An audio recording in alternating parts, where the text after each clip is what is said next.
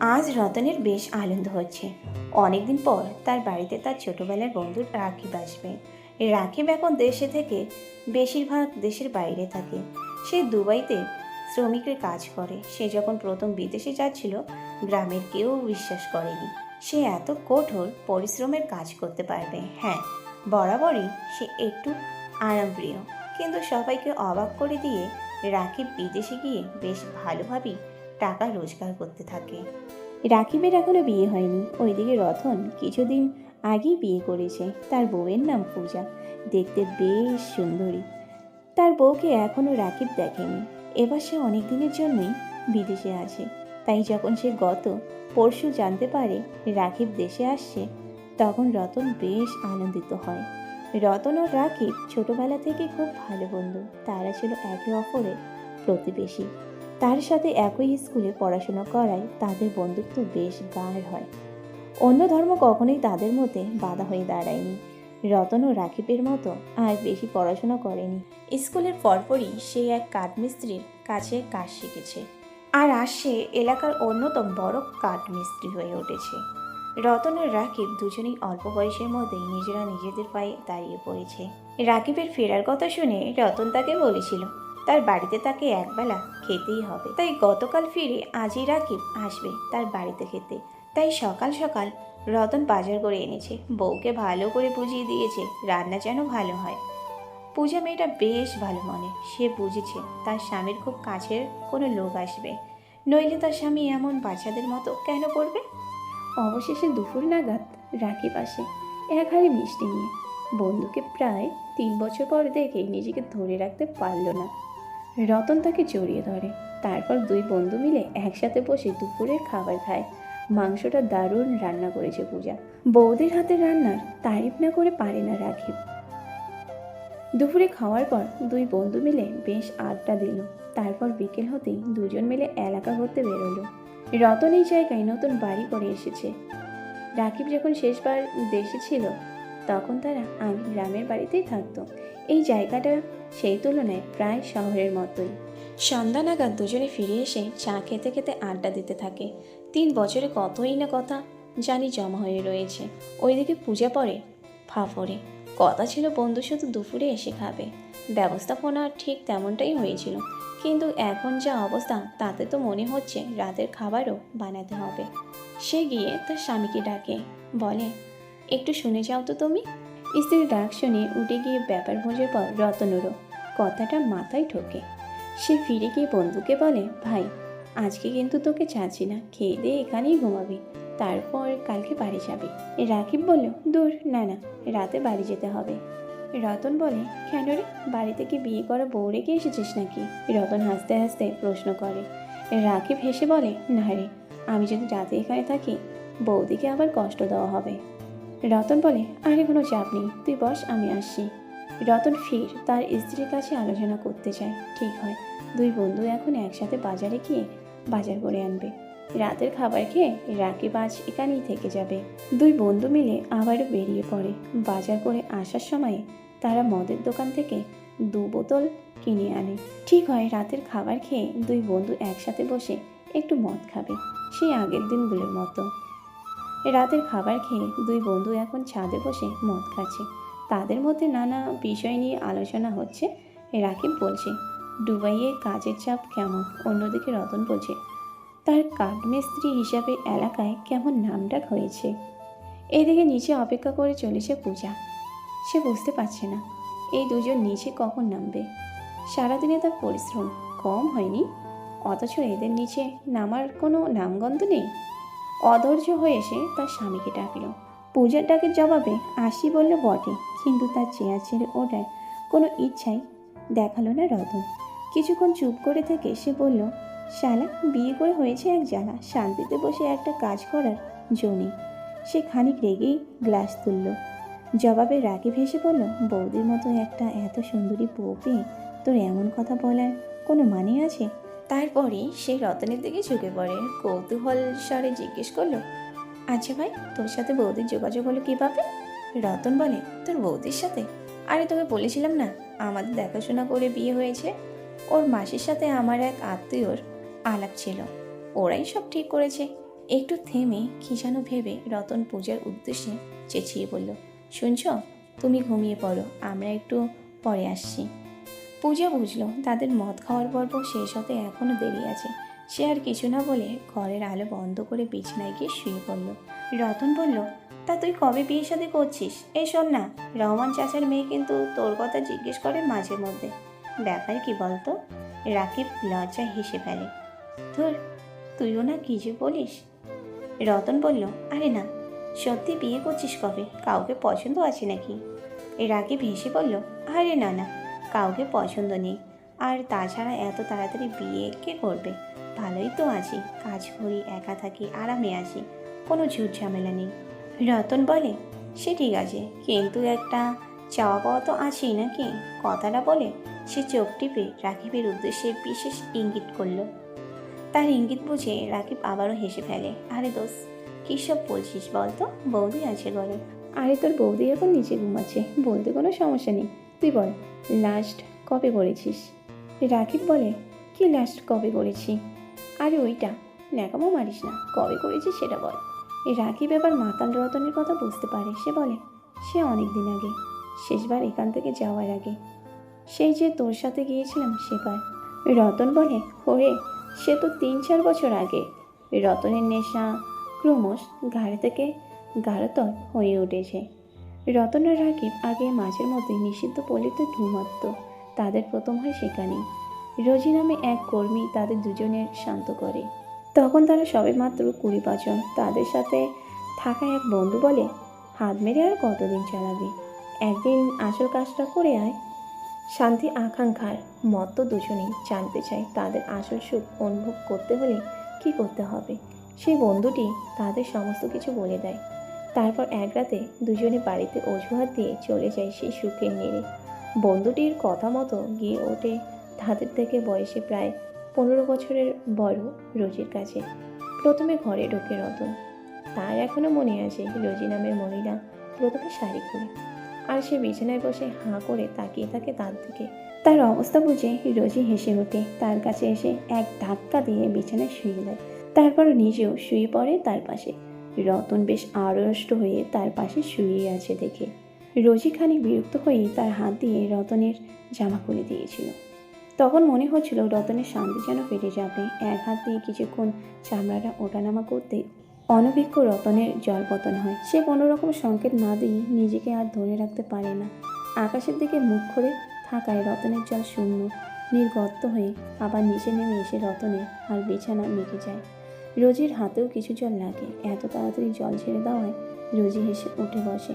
তারপর একটা কাপড় দিয়ে তার হাত পরিষ্কার করতে করতে বলে, কী রে, তোর তো হয়ে গেল, এবার আর কি কিছু করতে পারবে? রতন লজ্জায় কিছু বলতে পারে না। সে বোঝে যদি সে এবার আসল অ্যাকশনে যায় তাহলেও তার শীঘ্র পতন হবে। সে সম্পূর্ণরূপে গরম আছে, তার পক্ষে ধরে রাখা সম্ভব হবে না। আর কিছু করতে গিয়ে যদি তাড়াতাড়ি হয়ে যায় তাহলে সেটা আরও লজ্জার হবে। সে কিছু না বলে উঠে পড়ে, তারপর কিছু না বলে ঘর থেকে বেরিয়ে আসে। রোজি তাদেরকে আবার একটু হেসে নেয়। তাকে এত তাড়াতাড়ি ঘর থেকে বেরোতে দেখে রাকিব অবাক হয়েছিল, কিন্তু বন্ধু হতাশ বিমর্ষ মুখ দেখে সে আর বেশি কিছু বলেনি। রতনকে বাইরে বসতে বলে সে ঢুকে পড়েছিল ঘরের ভিতরে। রাকিব ঘরে ঢোকার 10 মিনিট পর থেকে রতন বাইরে এসে রোজির গলা পেতে থাকে। রোজি অনবরত চিৎকার করে চলেছে, আর তার সাথে একটা জোরালো আওয়াজও ভেসে আসছিল। আর রতন বলছিল রাকিব রোজিকে বেশ ভালোই মানছে, কিন্তু আজ যে তার কি হলো সেটা বুঝতে পারল না। তার নিজের উপরেই নিজেই রাগ হতে লাগলো। প্রায় 30 মিনিট ধরে ঘরের ভিতর থেকে ওরকম রাকিবের মার দেওয়ার আওয়াজ আর তার সাথে রোজির গলার আওয়াজ একসাথে ভেসে আসতে থাকলো। সুপল্লীর রাস্তা দিয়ে যে কিছু লোক যাচ্ছিল তারাও আওয়াজ শুনে চোখ তুলে দেখছিল।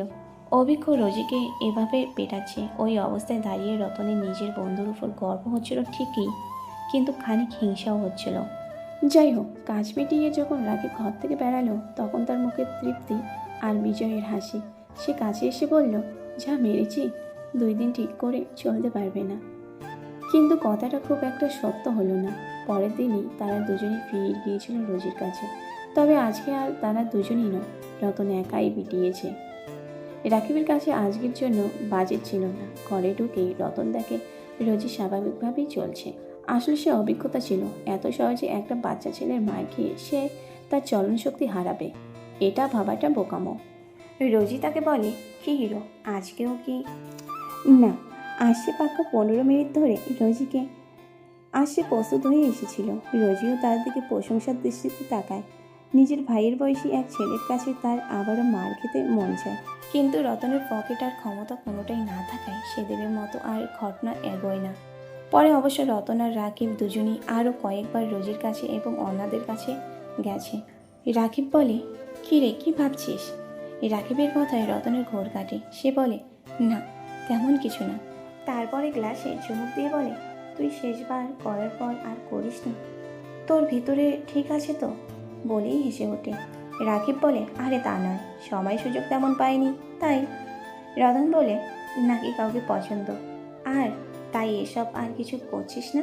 রাকিব বলে, আরে বললাম তো কেউ নেই, তুই বল, তুই কবে শেষবার করেছিস? কথাটা বলেই সে নিজেই ভুল বুঝতে পারল।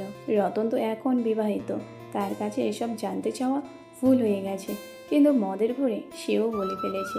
কিন্তু রতন কিছুই মনে করে না, সেও নেশায় বিভোর হয়ে বলে চলে, আরে তোর বৌদি কিছু করতে দিলে তো এখানে আমরা একা থাকি, তাও যদি কখনো দিনের বেলা জড়িয়ে ধরি তো সে ছাড়িয়ে দূরে চলে যায়, বলে কেউ দেখে ফেলবে। আরে গোটা বাড়িতে তো আমরা দুজনেই আছি, তো দেখবেটা কে শুনি?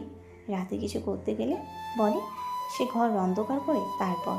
আরে বাবা, এত সুন্দর দেখতে একটা বউ বিয়ে করেছি, তাকে যদি ভালোভাবে না দেখতে পাই তাহলে লাভটা কী হলো বল? রতন নিজের মনের কথা বলে চলে। ওইদিকে রাগে বুঝতে পারে না সে কি বলবে। বৌদির সম্পর্কে একটু বেশি গোপন কথা রতন বলে চলেছে। সে তাকে থামাতে চেয়েও পারছে না মদের নেশায়। এই কথাগুলো যেন তাকে খানিক উত্তেজিতই করে তুলেছে। সে গ্লাসে চুমুক দিতে দিতে পূজাকে রতনের কথা মতো আলো জ্বালা এক ঘরে বিছানার মধ্যে পুরো শুয়ে থাকা অবস্থায় কল্পনা করতে লাগলো। পূজা তার ফসা হাত দুটো পা দুটো ছড়িয়ে রাখা কল্পনা করতে পারল না রাকিব। পূজা তার দিকে তাকিয়ে আছে, সেই তাকানোর মধ্যে রয়েছে এক আদিম দাগ। তার চোখের চাহনি তাকে ডেকে নিয়ে যাচ্ছে কোনো গোপন আস্থানায়, যার সাথে আজ পর্যন্ত শুধুমাত্র রতনেরই পরিচয় ছিল, নাকি আরও কারো ছিল না সে ঠিক জানে না। তার মনের মধ্যে বন্ধুর স্ত্রীর এই ছবি তাকে আরও আনন্দিত করে তুলল। আর একদিন কি হয়েছে, বন্ধুর কথার মাত্রা হঠাৎ বদলে যাওয়ায় রাকিবের হুঁশ ফিরল। আমি ওর পিছনে বসে থেকে ওর নাইটি তুলে হাতটা ঢোকাতে গেছি, ও বাবা, ও ঘুরেই বলে, এই এসব কী করছো, ছাড়ো ছাড়ো। মারলাম, জানালার সামনে দাঁড়িয়ে বাইরে একজনের সাথে কথা বলছে, কিন্তু এভাবেই তো মজা আসবে তাই না? উল্টে এখন সামনে থাকা লোকটা জিজ্ঞেস করছে, কি হলো কি হলো কি হলো, সব বুঝতে পারছে, ওইদিকে নাটক দেখো। রতন রেগে গ্লাসে চুমুক দেয়। রাকিব বলে, বৌদি খুব লাজুক তাই না? রাকিব প্রশ্ন করে তার বন্ধুকে, তাহলে আর এতক্ষণ বলছি কি, আর তুই শুনছিস বা কি? বাইরে থেকে থেকে তুই আগের থেকে বেশি পাগলা হয়ে গেছিস রে রাকিব। রাকিব বলে, এই একদম ভুলভাল বকবি না শালা, বাইরের লোকের সামনে বউয়ের থাক আর বললাম না, আবার সেই কথা বন্ধুকে বলিস আর আমি পাগল? রতন বলে, আরে ভাই বন্ধুকেই তো বলছি, বাইরে গিয়ে তো আর মাইক বাজাচ্ছি না রে। তারপরে কিছুক্ষণ থেমে সে বলে, না রে ভাই, খানিক জামলাতেই আছি, আমি যা চাই ও তাতে সবসময় রাজি হয় না। তুই ভাব, আজ পর্যন্ত আমি ওর নিজেকে সামলে রাখা যায় না, একদম ক্রাশ। তুই তো দেখেছিস ওকে, বল। রাকিবের মাথায় এখন একটা পরিকল্পনা ঘুরপাক খাচ্ছে। সে বলে, আমি তো এমনি দেখেছি, ভিতরে কি আছে না আছে তা কি আর আমি জানি? তো আমি কি মিথ্যা কথা বলছি নাকি রে? পরক্ষণেই রতন রাকিবের মন্তব্যের আসল মানেটা ধরতে পারে। সে সোজা হয়ে বসে এক মুহূর্ত রাকিবের দিকে তীক্ষ্ণ দৃষ্টিতে তাকিয়ে থেকে বলে, তুই চাইছিস কি বলতো? রাকিব বলে, আমি আবার কি চাইব? রতন বলে, শোন ভাই, আমি তোকে চিনি, তুই কি বোঝাতে চাইছিস আমি ভালো করে বুঝতে পারছি, সোজাসুজি বল। রাকিব বোঝে তার বাল্যকালের বন্ধুর কাছে সে জিততে পারবে না। হাতের গ্লাসটা এক চুমুকে শেষ করে সে বলে, দেখ, আমার মনে হয় বৌদির লজ্জা ভাঙানোর একটা ব্যবস্থা করা যেতে পারে। রতন বলে, কী ব্যবস্থা? রাকিব কিছুক্ষণ চুপ করে থাকে। রতন তার বন্ধু ঠিকই, কিন্তু তার স্ত্রীর সম্পর্কে এরকম একটা কথা সে কিভাবে বলবে তা সে বুঝতে পারে না। শেষে সাহস সঞ্চয় করে সে বলে, বৌদির লজ্জা ভাঙতে যদি আমরা। কথাটার শেষের দিকে সে এতটাই আস্তে বলল যেন মনে হলো রতন যেন শুনতে না পায়। সেই জন্যই সে তেমনভাবে বলল। কথাটা শুনে রতন কিছুক্ষণ বসে থাকে, তারপরে সে বলে, আমি রাজি, কিন্তু তাকে কিভাবে রাজি করাবো? আমি জোর জবরদস্তি করতে চাই না। রাকিব বলে, না না, জোর খাটানোর কোনো দরকার নেই। আমার মাথায় একটা বুদ্ধি এসেছে, শোন। দুই বন্ধু একসাথে বসে পরিকল্পনা করতে থাকে। ওইদিকে নিচে সারাদিন পরিশ্রমের পর পূজা অঘরে ঘুমাচ্ছে। সে দুই বন্ধুর এই গোপন সলা পরামর্শ সম্পর্কে কিছুই জানতে পারে না। তো বন্ধুরা, গল্পটি ভালো লেগেছে তাহলে তাড়াতাড়ি চ্যানেলটিকে সাবস্ক্রাইব করে দাও। অন্ধকার ঘরে পূজা ঘুমাচ্ছিল। হঠাৎ শরীরের উপর একটা হাত টের পেয়ে তার ঘুম ভেঙে যায়। হাতটা তার উপর হাতুড়ে বেড়াচ্ছে। পূজার গাটা কুচলে দিচ্ছে হাতটা। সে বুঝল তার স্বামী নিচে নেমে এসেছে, আর এসে মাতাল অবস্থায় পূজা খানিক বিরক্ত হয়। সারাদিন ধরে খেটে খুঁটে একটু ঘুমাচ্ছিল, কাল আবার সকাল সকাল উঠতে হবে।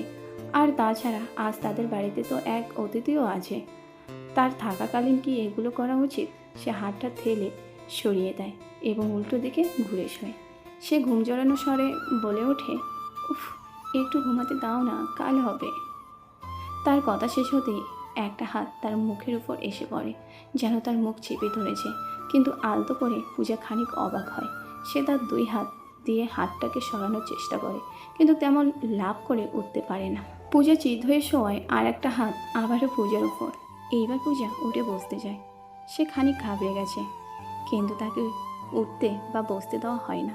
তবে তার মুখ আর বুকের উপর থেকে হাত দুটো সরে যায়।